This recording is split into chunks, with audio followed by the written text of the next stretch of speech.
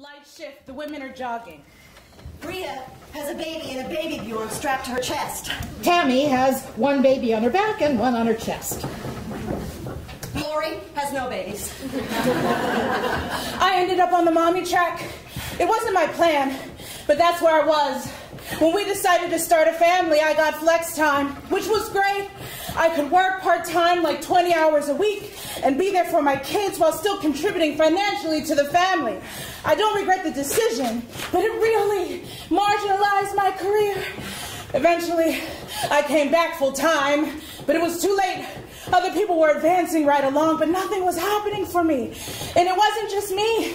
Anyone that took 6 weeks or more or decided they wanted to work part-time paid for the price. We were mommy-tracked. I only worked part-time when my kids were younger. My kids thought I didn't work at all.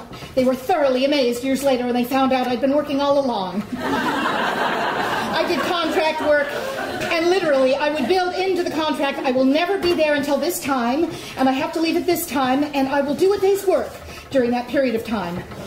I didn't take lunch breaks. I did what I had to do so that I could put my kids on the school bus in the morning and meet the school bus in the afternoon with a dozen warm cookies in the oven. It's just hard. You know, there's just so much to consider. What do I aspire to, and how will I manage children?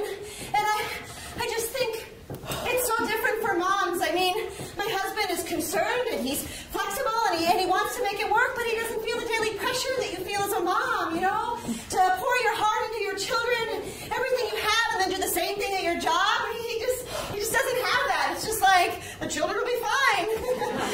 You know, it's probably just because I'm taking that on. You know, I'm doing it to myself, but, you know, I don't think that the feeling of pressure, I don't think it's a feeling that I can change, you know. I gave birth to them. I'm always going to feel that pressure of a mother. I worked until I gave birth. There was no other choice.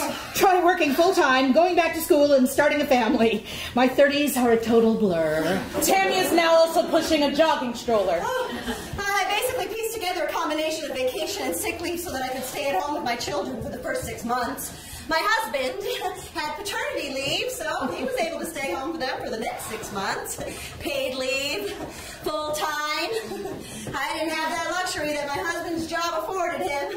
I had to go back to work or I would have been mommy-tracked. The divorce almost killed me. Took me almost 10 years to recover financially. My job became more important than ever. I mean, I love my job. I love the responsibility. I love the challenge. And don't get me wrong, I love my kids. I love being a mother. It's the best thing that's ever happened to me. But try advancing your career and being a single mother, raising a family at the same time.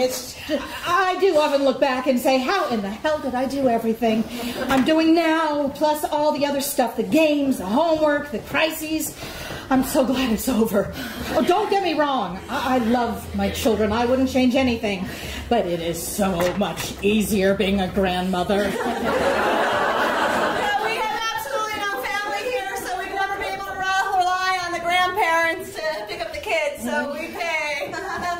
Boy, do we pay. I remember when I interviewed saying, I need opportunities to work at home periodically because if I wake up in the morning and someone has a temperature, I mean, kids don't send a fax 2 days before that says, I'm going to have a temperature Wednesday morning. Tammy adds a baby in a car seat. My husband does well, but he's a teacher, and I will always be the primary, and it does frustrate me. I went through a period of regret at one time, like angry that I had to be the primary because I wanted so badly to cut back for a little bit, but I couldn't. Why do I have to be, you know, the primary, work year-round, do this, do that, at home the responsibilities are just as great, if not greater for a mom. I mean, they just are. I mean, he's fantastic. I mean, he does so much, I can't even tell you, but there's just this, you know, the thing is, moms, I still manage 3 kids' school activities, their school calendars, all their birthdays, the stuff they're taking into school, cupcakes, Valentine's, homework, all of that, and while I'm traveling and working, I mean, sometimes I get really overwhelmed. Okay, a lot of times I get really overwhelmed. You can do everything, but you can't do everything well at the same time. Something's got to give. Tami is now overloaded with babies. Family, they pay the price. They really do. But I couldn't take a pay cut. I primary. And the primary income and child care is so astronomically expensive, I couldn't even afford to take a petticoat. Tammy drowns in babies and disappears. Listen, I don't babysit. Grandparents who work full-time shouldn't be asked to babysit.